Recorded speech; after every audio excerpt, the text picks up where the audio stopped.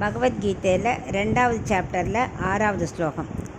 ந சைதத்வித்மஹ கதரன்னோ கரீயோः யத்வா ஜயேம யதி வா நோ ஜயேயுः யானேவ ஹத்வா ந ஜிஜீவிஷாமஹ ஸ்தேவ ஸ்திதா பிரமுகே தாதராஷ்டிராஹ.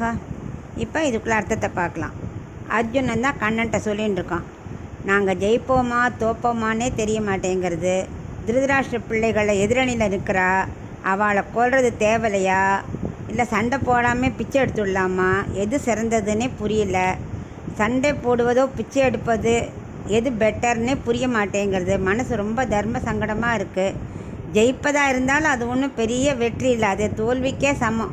நான் யாருக்காக நான் சண்டை போடக்கூடாதுன்னு நினைக்கிறேனோ அவளே சண்டைக்கு தயாராக இருக்காளே, அதனால தான் நான் ஜெயிப்பேனா இல்லையானே மனசு ஒரே குழப்பமாக இருக்குது அப்படிங்கிறான்.